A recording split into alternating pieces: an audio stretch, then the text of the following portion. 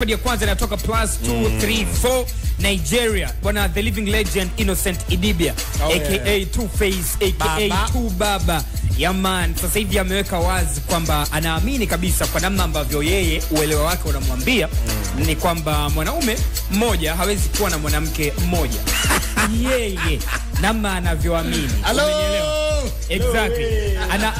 Two Face anaamini kwamba ni mfumo wa kisayansi kabisa, ni biological kwamba mwanaume hawezi kuwa na mwanamke mmoja, lakini mwanaume anaweza akaoa mwanamke mmoja na kumhudumia ila asiwe na mwanamke mmoja. Okay. Umenielewa? Umenikumbusha ile statement ya yule mbunge wa Mtera. Alisema wewe ni kijana, una kazi ya kudumu, una mshahara wa kudumu, una madem 7, wewe ni tatizo. Sasa na mimi umenikumbusha ile kauli ya Chalamila. Okay. Ambaye sasa ni mkuu wa mkoa wa Dar es Salaam. Bali sikumbuka ilikuwa wapi exactly, lakini alikuwa akizungumza kuhusu swala hilo. Okay. Kwamba mnagombana nini? Jamani, sisi wanaume ni wa wote. Inakuwaje sasa mnaambia? Lakini kiuhalisia. Kwa hiyo mnamuelewa Two Face anaposema huyu ana sura mbili, kwa hiyo kuna namna inabidi tumwangalie. Okay.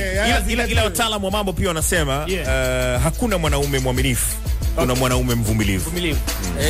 Wavumiliaje tuko wengi, maana yake kuna masenge tunapitia. Maana yake ukiona mwana ametoboa labda kwenye relation au ndoa kwa muda fulani, amevumilia kwa sababu ya asili yake ni zaidi ya mwanamke mmoja.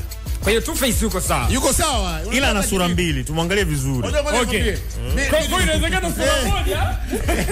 Mimi nataka nikwambie kitu. Unanielewa vizuri? Nataka nikwambie kitu. Unajua hata kidini. Nikwambie kidini. Kidini yetu sisi Waislamu. Ndio maana Mungu akaruhusu tuoe at least wanne. Kwa sababu yeye mwenyewe Mwenyezi Mungu namna ya kuridhia sisi tuoe anajua kabisa kwamba nafsi zetu haziwezi kutoshekewa na mwanamke mmoja. Nafsi lawama. Kwa sababu kaka kuna mnene, kuna mwembamba. Ila inawezekana kuwa na mwanamke mmoja. Of course. Pia anasema. Kuna uwezekano huo. Ukamhudumia. Na si kumhudumia tu ukawa naye ndo huyo una mwingine. Hapo bana. Wewe uamini kama kuna mwanaume hivyo? Bana.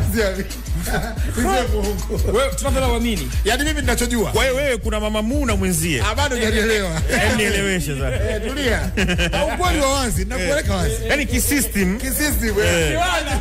Kiwana tunakabe. Kiwana kaja liko. Kuna namna ambavyo lazima lakini kisystem tunaoa ndoa moja. Ndio. Fresh kabisa. Tunakubaliana na nini na ndo huyo watu wanamfahamu. Lakini sasa kiwana katika asili kuna wale ambao wanafahamiana na masela. Yaani masela wanajua kabisa kwamba yaani zaidi chiki hujamwona hapa saizi makumbusho. Basi Two Face Idibia anatufungulia kodi ya kwanza hivyo kutoka Nigeria. Yeye anasema kwamba anaamini mwanaume anaweza kuoa na kumpenda mwanamke mmoja, lakini hawezi kuwa na mwanamke mmoja. Biologically anakuambia iko hivyo. Ila ana sura mbili. Wewe ana sura mbili, tumwangalie vizuri. Tumwangalie vizuri kila asemalo. Sema itabidi tumalizike tutakaa kiwana ofea. Nakwambia kuna changamoto sana. Hawezi kuamini. Anyway, we light up your mood, we light up your energy, light up your vibe, light your everything. Unanielewa bwana? Push ya Serengeti Light Kiro safi kabisa imenifanya mimi nitembee zangu pale Marekani bila visa kabisa, unanielewa bwana? Pale ndo +1. Jamaa alijichaguliaga moja. Sijui aliona nini wao. Si namba moja. Wakatuanzia sisi ndo wakatuachezi na slogan yao anakuambia American First. American First. Haina noma basi. Kiro safi. Fresh. Kodi kutoka Marekani zinasema kwamba kuna wasanii watatu tu kwenye historia ya Marekani ambao wamewahi kutoa album wakiwa gerezani. Unanielewa? Nilivyosema hii issue ya gerezani ndio imenikumbusha leo nilikuwa nafuatilia kesi ya Lissu, nilikuwa naitazama. Akasema bwana tufanye mambo haraka kwa sababu gerezani sio kuzuri kaka. Kwa hiyo akasema mchakato bwana ufanyike chap chap kama kuna vipi kwa sababu kule sio kuzuri. Yuko death row wale watu ambao wamehukumiwa kunyongo. Sasa unajua kufa, kwa hiyo ndo anakaa eneo hilo. Hakuwezi kuwa kuzuri. Kwa hivyo anavyosema hivyo maana yake anamaanisha yaani kwamba huko sio kuzuri.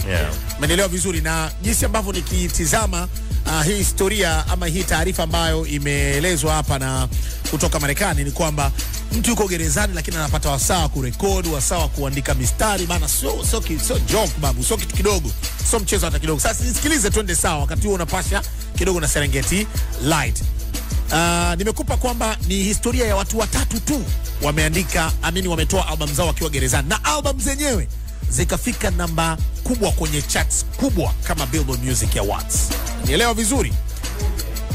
Yani zikapick zile namba za juu. Unanielewa vizuri? Sasa acha nikupe list imekaa hivi. Wasanii hao wa kwanza ni The Late Tupac, ambaye sasa hivi hatunaye kabisa kwenye uso wa dunia, ameshafariki. Na kwa mujibu wako, kwa mujibu wa watu wengi tunavyoelewa, lakini dunia kuna watu wanaamini kwamba yupo hapo. Mbona yuko zake Cuba? Yuko Cuba. Anakula kwa anavuta kwa kiko. Haya bana, haina shida. Nitasema ni Michael Jackson pia yupo. Anyway, wa pili ni Lil Wayne na watatu ni NBA Young Boy. Unanielewa vizuri? Stories zinasema kwamba Tupac aliachia album inaitwa Me Against the World ya mwaka 1995. Lil Wayne naye pia akaachia I'm Not Human Being, album ambayo ilitoka mwaka 2010. Then NBA Young Boy yeye aliachia inaitwa Secrecy Control. Unanielewa vizuri, ya mwaka 2021. Kwa hiyo ukipigia 95, 2010 to 2021, hapo katikati kuna watu wengi sana wamekaa jela na hawajatoa chochote. Of course, kuna wengine walikuwa jela wametoa albums lakini hazikufanikiwa kuwa namba moja.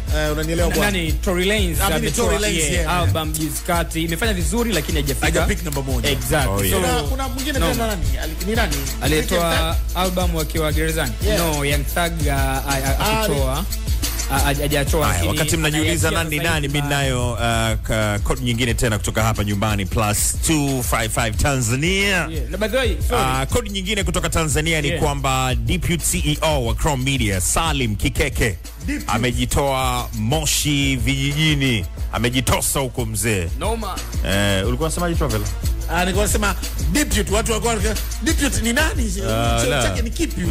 Basi ndio huyo mzee wangu namzungumzia, Deputy CEO wa Crown Media Salim Kikeke amejitosa Moshi vijijini kwenda kuchukua fomu na kutangaza nia ya kuwania ubunge kwenye uchaguzi mkuu Oktoba. Salim Kikeke ameungana na wafanyakazi wengine wa Crown Media, Mwijaku pamoja na Jemedari, ambao wao walitangaza nia kuchukua fomu ya kugombea ubunge siku ya jana. Kwa hiyo huyu vipi sasa Dula? Huyu Salim ambaye tumemtaja leo anaungana na kwenye kile cha jana tulichokuwa tunakizungumza? Huyu sasa hataweza kwenda hewani tena kwenye kazi. Kwa hiyo watu msikia tena. Yes, kwa sababu tayari ameshatangaza nia na mwongozo ulitoka.